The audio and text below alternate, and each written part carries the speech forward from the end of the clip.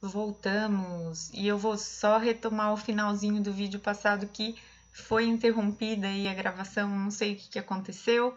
Então, o que eu estava falando para vocês é que daquela análise da decisão do Superior Tribunal de Justiça que reconheceu excepcionalmente em determinadas circunstâncias a possibilidade de renúncia da proteção ao bem de família, vocês percebam que foi uma situação muito pontual, muito excepcional, que feria a boa-fé das relações jurídicas, né? Porque a regra, repito, é a impenhorabilidade absoluta e não relativa, ok? Porém,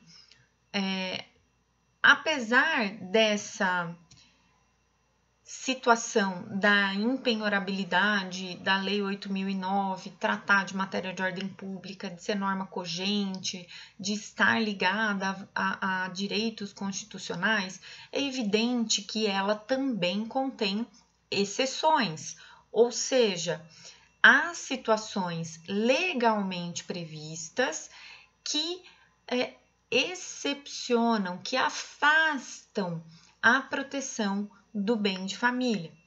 Olha lá, abram, por favor, aí a Lei 8.009 de 90 e acompanhem comigo o artigo 3º da lei.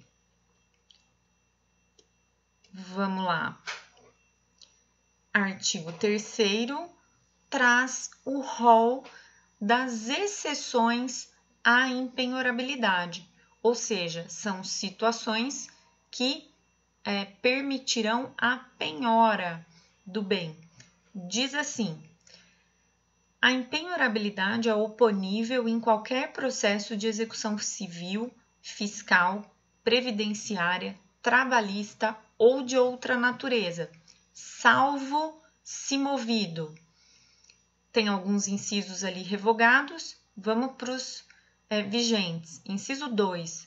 Pelo titular do crédito decorrente do financiamento destinado à construção ou à aquisição do imóvel, no limite dos créditos e acréscimos constituídos em função do respectivo contrato. Inciso 3. Pelo credor da pensão alimentícia, resguardados os direitos sobre o bem do seu coproprietário, com o devedor, integre união estável ou conjugal, observadas as hipóteses em que ambos responderão pela dívida. Aqui vocês percebam que nós estamos falando sempre de situações em que há aí uma sobreposição, né, um embate aparente de valores constitucionalmente garantidos também, né? A questão alimentícia, por exemplo, e inciso 4, para a cobrança de impostos predial ou territorial, taxas e contribuições devidas em função do imóvel, ou seja, né, uma proteção aí ao poder público que precisa aí receber os seus tributos, né? Inciso 5, para a execução de hipoteca sobre o imóvel oferecido como garantia real pelo casal ou pela entidade familiar. Proteção aí aos bancos, né? Ou então a outros credores hipotecários. Inciso 6, por ter sido adquirido como produto de crime ou para execução de sentença penal condenatória a ressarcimento, indenização ou perdimento de bens. Inciso 7, prestem atenção aqui, ele é meu foco. Por obrigação decorrente de fiança concedida em contrato de locação. Atenção aqui, pessoal. Esse artigo 3º, no inciso 7, está permitindo a penhora de bem de família do fiador quando se tratar de fiança existente em contrato de locação. Guardem isso. Fiança em contrato de locação sujeita o fiador a penhora, inclusive do seu bem de família, tá? Eu trouxe uma decisão aí nos slides que trata exatamente disso. É uma decisão de 2014, também do STJ, mas para a gente ilustrar serve bem. Vou ler só a parte destacada e um pouquinho depois. Diz assim, ó, alegação de bem de família, fiador em contrato de locação, penhorabilidade do imóvel. É legítima a penhora de apontado bem de família pertencente a fiador de contrato de locação, ante o que dispõe o artigo 3º, inciso 7 da Lei 8.009 de 90, ok? Então, existe essa possibilidade excepcionada pela própria Lei 8.009 de 90. Por que eu estou tratando especificamente dessa exceção? Porque em junho de 2018, o STF sedimentou um posicionamento jurisprudencial que já vinha acontecendo, tá? Mas ele sedimentou em junho de 2008 por meio de uma decisão tomada no recurso extraordinário 605-709 de São Paulo. Vou repetir porque não está, eu não transcrevi essa decisão nos slides, tá? Então, recurso extraordinário 605-709 de São Paulo, em que a primeira turma do STF, tá? Então, nós não estamos mais no STJ, estamos no STF, declarou a incompatibilidade de penhora de bem de família do fiador quando se tratar de locação comercial. Vamos lá, vamos esclarecer isso daqui.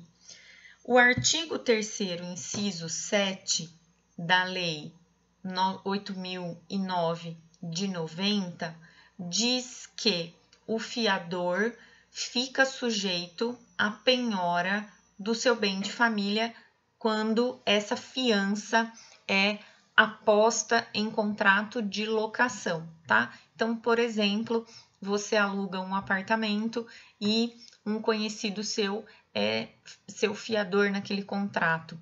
Se, porventura, ele chegar a ser executado por conta de algum inadimplemento seu, o bem de família dele estará sujeito, sim, à penhora. Ele não poderá se opor à penhora, alegando se tratar de bem de família. Até aqui, tudo bem? Se trata da exceção prevista na Lei 8.009. O STF, por sua vez, declarou que essa penhorabilidade prevista excepcionalmente no artigo 3º, inciso 7, não alcança a fiança dada em contrato de locação comercial, e sim apenas as locações residenciais. Por que isso, pessoal? Para preservar o fiador. Porque uma locação comercial, vocês concordam comigo que o locador, ele está tendo lucro, ele está trabalhando com a obtenção de lucro. Quando há uma locação comercial, a ideia, em princípio, está em torno do lucro. Por isso, a tendência de preservar o fiador de modo especial nessa situação, né? Porque nós não estamos falando de locação residencial, aquela que vai favorecer o núcleo familiar diretamente com a residência, né? Então, se trata aí de uma situação excepcionada pelo STF. O STF, na verdade, ele deu limites aí mais específicos para a regra do artigo 3º, inciso 7. E é bacana que vocês lembrem e conheçam isso. E aqui, gente, se eu puder dar uma dica, todas as vezes em que você estiver atuando num processo de execução e tiver essas questões sobre penhorabilidade, impenhorabilidade, possibilidade ou não de renúncia, busquem na jurisprudência, porque são temas que se alteram com certa frequência, tá? Então, a gente já teve alguns posicionamentos distintos em relação à penhorabilidade de bem de família do fiador, tá? Então, é sempre importante que você, se não mexe com isso todo dia, né? Se não está habituado a esse assunto todo dia, se preocupe em fazer sempre uma pesquisa jurisprudencial antes de dar um parecer ao seu cliente, antes de orientar o seu cliente, antes de fazer qualquer tipo de manifestação em execução, tá? Então, é bem importante que você sempre recorra à jurisprudência no que tange a esse assunto. Vamos lá, então. Seguindo, para a gente finalizar a questão aqui da possibilidade ou não de renúncia às empenhorabilidades. A gente acabou de ver em algumas situações concretas como o STJ e aí por último até o STF tratam essa questão da renunciabilidade ou não da penhora do bem de família previsto na Lei 8.009 de 90.